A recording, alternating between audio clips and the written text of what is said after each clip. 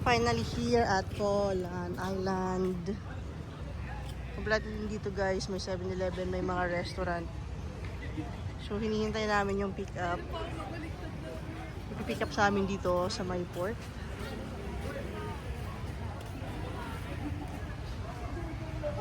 Sa Manta by the Sea, dito kami mag-stay for a night dito sa Colan. So ayun yung dagat guys, kita na. Walking distance lang siya. There. Kita mo yung sea, ayun na yung sea oh. Is that a beach? Yeah, no have beach. Ah. You can look sea view, yeah. Ah, sea view, not the beach. No have beach. Kasi ito yung kanilang mga rooms. May mga anti-mosquito. Beach view lang, hindi daw siya paliguan dyan. Hindi siya paliguan. Ito yung usual rate nila dito sa Samantha by the Sea.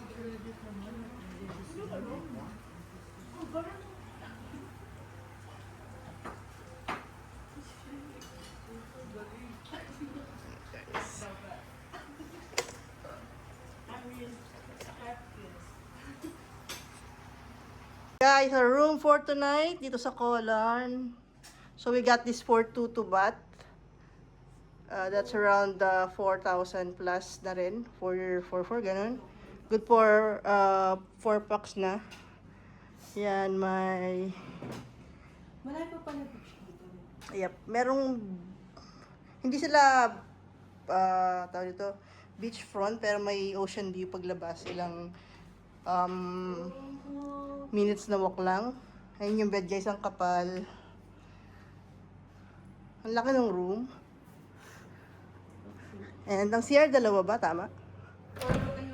Ang ganda ng shower room. Magkahiwalay lang yung shower room at saka yung kanilang toilet. Hindi. Switch. Okay. Ayan. Kompleto naman yung mga toiletries din. So, okay na to guys, since tutulog ka lang naman guys.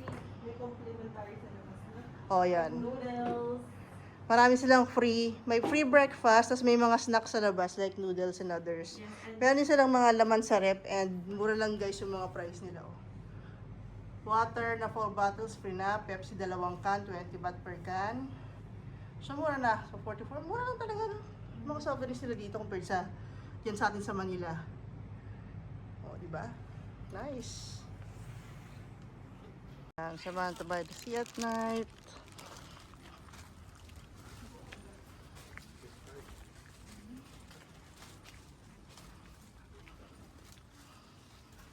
Ito yung pad nila guys na may unlimited snacks. There. So may microwave, may coffee. Noodles. Complimentary. Dito kami sa room number 5. Ayan, so ito yung breakfast for today. So available yung mga coffee, may brew din.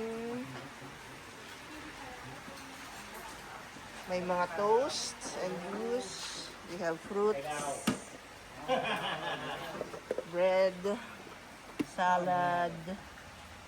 Wow. Free breakfast guys. Dito sa Samantha by the Sea. Chicken porridge, egg and sausage, fruits. Unlimited yung fruits and salad and toast. Guys.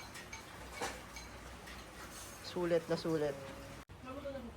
Kumusta naman yung free breakfast ng Samantha by the Sea? Sobrang sarap. Sobrang sarap. Nakakabusog guys. Yes. Yung dinadredge ko, kala nyo gata lang. Samantha by the Sea. Sarap din. Number 1. Tsaka very very Homey talaga, napaka-homey dito guys. No wonder mataas yung review nila sa booking. Simple lang, pero ang ganda, napaka-comfortable nung kama and ang lakas ng aircon. And Sobrang bait. nung mga nagmamanage. basta lagi lang kayo So, we highly recommend this place kung magpupunta kayo dito sa Colan. Napaka-reasonable ng price for the accommodation. out of 10%. Yeah, this is 10 out of 10 for us. Wala ko namigay ng butter. And guys, so that's our Samantha Virus review. Thank you Everything for is so watching. delicious. Yes. Thank you. Sir Ann. Get more food.